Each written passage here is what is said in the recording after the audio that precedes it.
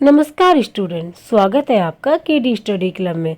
आज हम क्लास 6 के साइंस बुक का चैप्टर 13 का पार्ट 2 करने जा रहे हैं, जिसका नाम है चुंबक तथा मनोरंजन। हमने चुंबक से मनोरंजन करा, तो अब आगे पढ़ते हैं। अब चुंबक के एक सिरे को आराम से धक्का देकर घुमाइए तथा इसे विराम अवस्था में आने दीजिए। विराम अवस्था में इसके सिरों की स्थिति को दोबारा चिन्हित कीजिए। क्या अब चुंबक एक भिन्न दिशा दर्शाता है? चुंबक को एक दूसरी दिशा में घुमाइए तथा इसके विराम में आने की अंतिम दिशा को नोट कीजिए। क्या आपने देखा कि विराम अवस्था में चुंबक सदैव एक ही दिशा में रुकता है?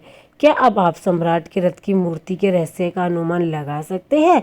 इस क्रियाकलाप को चुंबक के स्थान पर लोहे की छड़ और प्लास्टिक अथवा लकड़ी के स्केल से दोहराइए।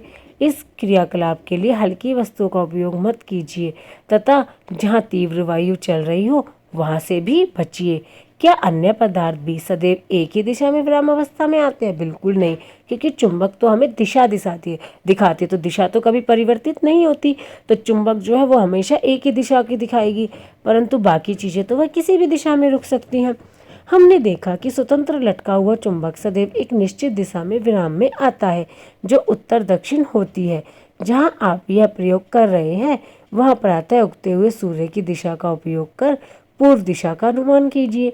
यदि आपका चेहरा पूर्व की ओर है तो आपके बाईं ओर उत्तर होगा। दिशा निर्धारण के लिए सूर्य का उपयोग एकदम ठीक नहीं हो सकता, परंतु यह विधि आपके द्वारा खींची गई रेखा पर उत्तर दक्षिण दिशा अंकित करने में सहायक सिद्ध हो सकती है। इसका उपयोग करके आप यह बता सकते हैं कि चुंबक का कौन सा सिरा उत्तर तथा कौन सा सिरा दक्षिण दिशा को इंगित करता है। अब देखो, सदैव एक ही दिशा में रुक रहा है, तो मैग्नेट के तो दो सिरे हैं ना। अब आपको ये कैसे पता चलेगा कि कौन सा दक्षिण है कौन सा वो उत्तर है? तो इसके लिए तो आपको सूरज जो उग रहा है पूर्व दिशा में, तो अब आपसे इससे आप अंदाजा लगा पाएंगे कि कौन सी दिशा दक्षिण और कौन सी उत्तर है। उत्तर की ओर निर्देश करने वाले सिरे को चुंबक का उत्तरोन्मुखी सिरा अथवा उत्तरी ध्रुव कहते हैं। दूसरा सिरा दक्षिणोन्मुखी अथवा दक्षिणी ध्रुव कहलाता है। सभी चुंबकों के दो ध्रुव होते हैं, चाहे उनका आकार कैसा भी हो। सामान्यतः चुंबकों पर उत्तर एन से दर्शाया जाता है तथा दक्षिण एस से, क्योंकि उत्तर को हम नॉर्थ कहते हैं और दक्षिण को हम साउथ कहते हैं, तो इनके हमने एन एस से इनको दर्शाते हैं। ध्रुवों को अंकित किया जाता है।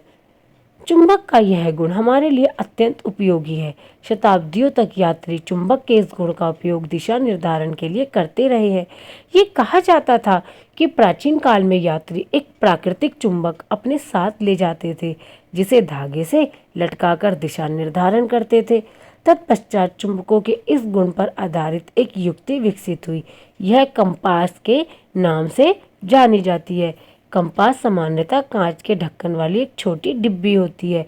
एक चुंबकित सुई डिब्बी के अंदर एक धुरी पर लगी होती है, जो स्वतंत्रता पूर्वक घूमती है। देखो, ये चित्र 13.10 में दर्शाया गया ना, ये वाली, इसको कहते हैं। कंपास में एक डायल भी होता है जिस पर दिशाएं अंकित होती है। कंपास को उस स्थान पर रखते हैं जहां हमें दिशा निर्धारण करना होता है। इसकी सुई विरामावस्था में उत्तर दक्षिण दिशा को निर्देशित करती है। कंपास को तब तक घुमाते हैं जब तक कि डायल पर अंकित उत्तर दक्षिण के चिन्ह सुई के दोनों सिरों पर न आ जाए। यानी कि मान लो एक सिरे पर उत्तर आ जाए और एक सिरे पर दक्षिण आ जाए, ठीक है ना।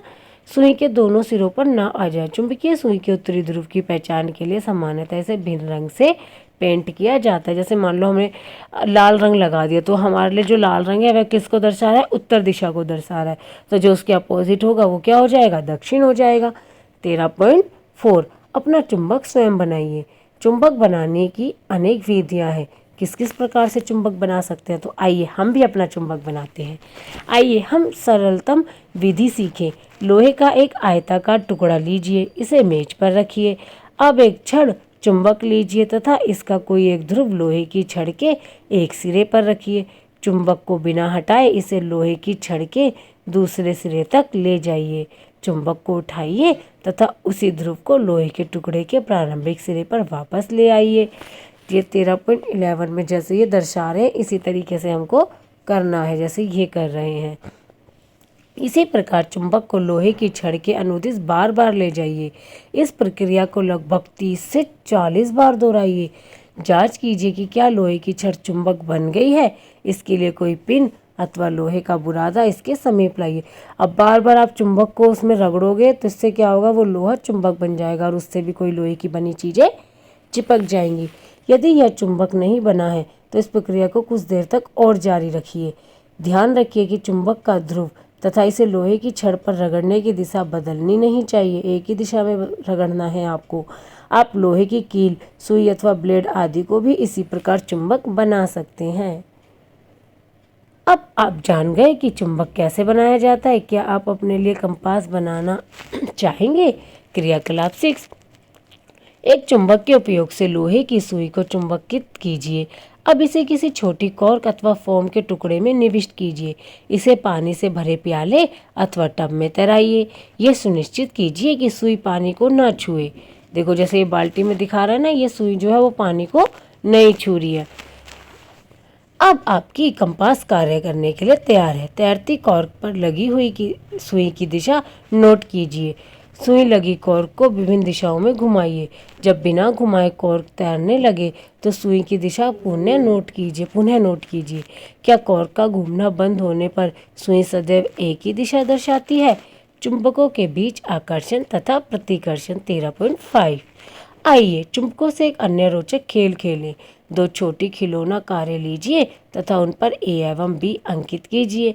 प्रत्येक कार के ऊपर लंबाई के अनुदिश रबर बैंड से एक चुंबक लगाइए। ये कारों में दिखा रखा है जिस प्रकार से हम ना रबड़ की सहायता से हमने ये सबके सब ऊपर चुंबक लगा दी है। कार A में चुंबक का उत्तरी ध्रुव अग्रभाग की ओर रखिए। कार B में चुंबकीय विपरीत दिशा में रखिए। अब दोनों कारों को एक दूसरे के समीप रखिए। आप क्या देखते हैं? क्या कारें अपने स्थान पर रहती हैं? क्या कारें एक दूसरे से दूर जाती हैं? क्या कारें एक दूसरे की ओर चलकर टकराती हैं? अपने प्रेक्षणों को सारणी 13.3 में दर्शाए अनुसार लिखिए। अब खिलौना कारों को एक दूसरे के समीप इस प्रकार रखिए कि कार A का पश्च भाग कार B के अग्रभाग के सम्मुख रहे। क्या यह पहले की तरह चलती है? अब इसको प्रयोग करना बहुत मजा आएगा। जिस दिशा में अब कारें चलती हैं उसे नोट कीजिए। अब कार A और कार B के पीछे रखिए तथा प्रत्येक स्थिति में उनके चलने की दिशा नोट कीजिए। देखो अगर चुंबक के एक ही ध्रुव है यानी S ध्रुव एक साथ आ रहे हैं तो वह एक दूसरे को धकेलेंगी, ना कि एक दूसरे के करीब आएंगी। परंतु एक S और एक N है तो वह एक दूसरे की तरफ आकर्षित होंगी, यानी कि एक दूसरे आपस में टकराएंगी। अब कार B का पश्च भाग कार A के पश्च भाग की ओर रखकर इस क्रियाकलाप को दोहराइए। प्रत्येक स्थिति में अपने प्रेक्षण लिखिए। इस क्रियाकलाप से हम क्या देखते हैं? क्या दो समान ध्रुव परस्पर आकर्षित या प्रतिकर्षित होते हैं? प्रतिकर्षित होते हैं, आकर्षित नहीं होते।